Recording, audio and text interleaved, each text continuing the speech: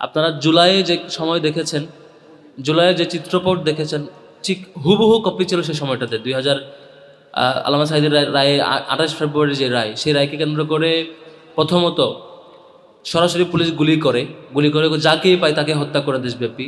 অল্প কয়েকদিনের ব্যবধানে 200 মানুষকে শহীদ করা হয়।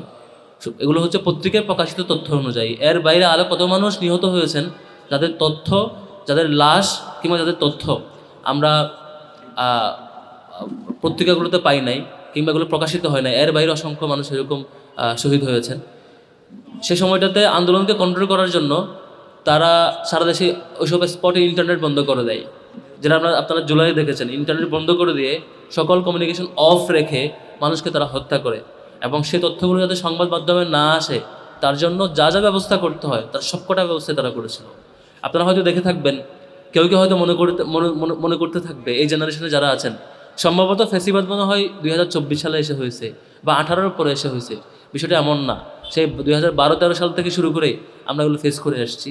তখন থেকেই এই আওয়ামী লীগের ভয়াবহ ফেসিবাদী আচরণ যতভাবে করা যায়, প্রত্যেকটা জিনিসের ভিকটিম ছিলাম ইসলামী ছাত্র শিবির সহ অন্যান্য ইসলামপন্থী যে সংগঠনগুলো ছিল, অ্যান্টি ফ্যাসিস্ট যারা রোল প্লে করছিলেন, তারা তখন থেকে ভিকটিম ছিলেন। আমরা এখনও সে সময়ের শত শত ভাইরা আছেন যারা হাত পা হারিয়েছেন, আহত হয়েছেন, চোখ হারিয়েছেন, সেই সময়টা কেন্দ্র করে তারা আহত হয়েছিলেন। স্টিল তারা এখনও জীবন্ত সাক্ষী সেই সময়গুলোর। আজকে সময়টাতে এসে ফেসিবাদের ভয়াবহ দিন স্মরণ করতে চাই। সারা বাংলাদেশের সকল শিক্ষার্থীকে জানান দিতে চাই যে ফেসিবাদ একদিনে তৈরি হয় না। যেসব আচরণের মধ্য দিয়ে একটা দল ফেসিবাদ হয়ে ওঠে, সেসব আচরণ যখন শুরুতেই প্রকাশ পায়, তখনই যদি সকল ক্যাটাগরির মানুষ এসে সেটাকে ঠেকাইতে না পারি, তখন সে সবার উপর চেপে বসে। আমরা সে সময়টাই দেখি যে 2011, এরপর 12 পেরিয়ে 13 পর্যন্ত আওয়ামী লীগ, ইসলামী ছাত্র শিবির কিংবা অন্যান্য ইসলামী সংগঠনগুলোর উপরে যেভাবে ফেসিবাদী আচরণ তখন দেখিয়েছিল, তখন হয়তো কেউ কেউ মনে করেছিল এটা তো আমাদের উপর আক্রমণ না।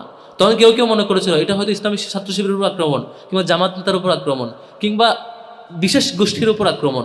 এমন করে ধরে নিয়ে তারা ইন্টারনেট বন্ধ করার প্রতিবাদ করে নাই, তারা প্রকাশ্যে গুলি করার প্রতিবাদ করে নাই। তারা দিন দুপুরে শিশু থেকে শুরু করে বৃদ্ধ পর্যন্ত যে কাউকে হত্যা করার যে ম্যান্ডেট তারা পেয়ে গিয়েছিল, প্রকাশ্যে দিবালোকে হত্যা করা, সেটা প্রতিবাদ করে নাই। আপনি দেখে থাকবেন 28 ফেব্রুয়ারি থেকে 5 মার্চ পর্যন্ত এই সময়টার মধ্যে যত টকশো হয়েছে, আপনি টকশোগুলো স্ক্রিনিং করবেন, টকশোতে এই বিষয় নিয়ে আলোচনা হয় নাই, পত্রপত্রিকায় আর্টিকেল এটা নিয়ে লেখা হয় নাই, বরং লেখা হয়েছে যে তাদের আন্দোলন কত ভয়াবহ এটা নিয়ে লেখা হয়েছে। পুলিশ কি করে গুলি করে 200 মানুষকে হত্যা করেছে, এটা কত বিভৎস চিত্র, এটা পত্রিকায় লেখা হয় নাই। পত্রিকার সম্পাদকীয় কিংবা পত্রিকার কলাম অথবা এই যে টকশোগুলোতে আপনি স্ক্রিনিং করবেন সেই সময়টাতে, তখন দেখবেন তখন লেখা হয়েছে যে জামাত শিবির আন্দোলন কত ভয়াবহ। তখন লেখা হয়েছে কীভাবে একটা মানুষ গুলির মুখে দাঁড়াচ্ছে, দাঁড়ানোটা কত ভয়াবহ এটা লেখা হয়েছে। পুলিশ কত ভয়াবহভাবে গুলি করছে সেটা লেখা হয় নাই। অর্থাৎ তখন পত্রপত্রিকা, তখন সুশীল সমাজ, আমরা তার বুদ্ধির চাষ করে যেসব বুদ্ধিজীবী, সব বুদ্ধিজীবী মহল কিংবা এই বিশ্ববিদ্যালয়ের শিক্ষক মহল থেকে শুরু করে প্রত্যেকটা মহলে তখন আলোচনা হয়েছে যে এই আন্দোলনটা কত ভয়াবহ, অন্যায়ের বিরুদ্ধে আন্দোলন করা কিংবা জীবন দিতে পারাটা কত ভয়াবহ সেটা চিত্রায়িত করা হয়েছে। তার আউটপুট আমরা পেয়েছি কি, তখন 200 মানুষ জীবন দিয়েছে, 200-250 মানুষের জীবন দেওয়াটা আপনারা তখন প্রতিবাদ করেন নাই, তখন তাদের পক্ষে দাঁড়ান নাই। বিনিময়ে পুরো জাতিসহ আমাদেরকে 2000 মানুষকে শহীদ হওয়া লাগছে, হাজার হাজার মানুষ শহীদ হওয়া লাগছে গত জুলাই। যদি তখন আমরা থামাতাম, আমরা মাঠে নামতাম, হয়তো আওয়ামী লীগ এত ভয়ঙ্কর ফেসিবাদ হইতে পারতো না, তখন আমরা এত মানুষকে জীবন দিতে হইতো না 24-এ এসে। সেজন্য বিনীত অনুরোধ থাকবে, আজকের দিনের শিক্ষা হচ্ছে, আজকে ইসলামী ছাত্র শিবির ঢাকা বিশ্ববিদ্যালয় শাখা একদিন থেকে কেন স্মরণ করছে, কেন আবার এই প্রোগ্রামটা করছে?